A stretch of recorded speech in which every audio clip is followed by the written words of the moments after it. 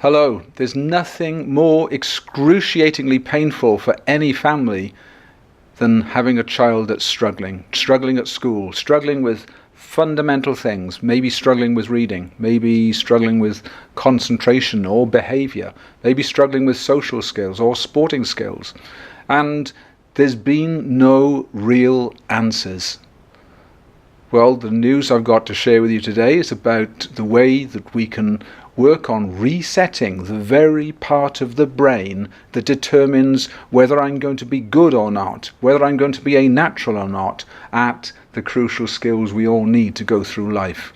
So my name's Wynford Dore, and for nearly 20 years I've been working in this area because my eldest daughter had severe learning difficulties, and she had them to the extent that she learned hardly anything, if anything, at school.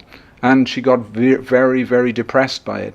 And so I committed the rest of my life to solving her issues, and now to helping all those other families that are still struggling with those same issues. So I've put many millions of pounds. I've talked to many of the leading researchers in the world into neuroscience who understand now more and more about what determines whether or not anyone is going to be good at anything. So there's three fundamental elements to learning any type of skill. One is being taught or being shown. That's the first element. The second is practice. But the third element is not often thought about, and it's the ability of the brain to acquire specific types of skills. We all know we're good at some things, we're natural at some things, or we are not. And there's actually a part of the brain that determines that. Now, researchers tell us that 1 in 6, typically, of our skills don't develop so that they become natural and automatic. Well, there are some skills that quite frankly don't matter, but there are many skills that really do matter, critically important skills, and that's the ones we're talking about today. So there's a big difference between the brain making something a natural skill, an automatic skill, or not. And to explain that, let's think about when you ride a bike. If you cannot ride a bike automatically without thinking about it, then you are going to fall off. There is no way you can think about riding a bike, even though you know you must balance, you know you must pedal, you know you must lean over when you go around a corner. It doesn't matter. If you haven't got the hardwired skills to do it, you are going to fall off. And what makes the difference? It's that part of the brain at the back, in the hindbrain here, it's called the cerebellum. And that's the part that hardwires the skills of riding a bike. And when it's hardwired to the point that we don't have to think about it, it's automatic, it's effortless. In actual fact, we mustn't think about it. So if a child is struggling, say, with reading, and I must stress that people who assume that inability to read equates to low intelligence, they are so wrong. In actual fact, it's often the exact opposite, and many geniuses in life started their life struggling with reading. Some people, of course, go right through life tragically not being able to read.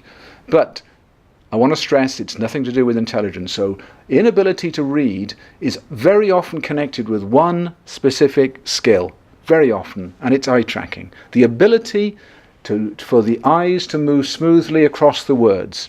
Now, those who struggle with reading, virtually all of them, they reverse letters, they find spelling is bad, their handwriting is bad. It all links together, it all links to eye tracking, not their intelligence at all. Not at all.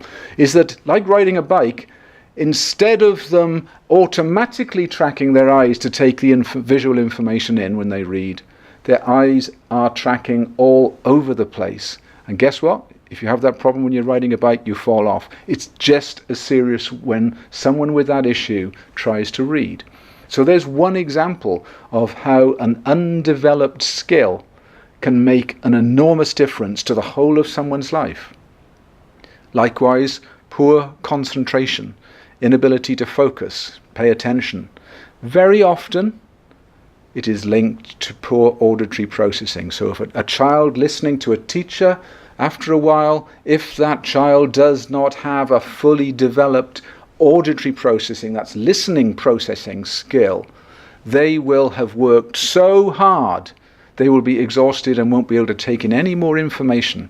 And that happens tragically probably to about 1 in 5 of the population. A lot of children at school, often very bright children. It's not intelligence, it's down to the development of that skill or not. Don't forget, if you can't automatically ride a bike, you can't ride a bike. So there's no point telling a child that can't take things in by listening to listen harder.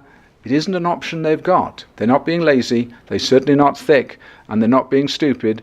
They are working harder than others, but still failing to take in information. And there's a whole list of skills we could go through, but I want just to get across this message. There's a part of the brain at the back here that determines whether or not I'm going to find skill development in different areas as easy or not. In fact, sometimes it's impossible.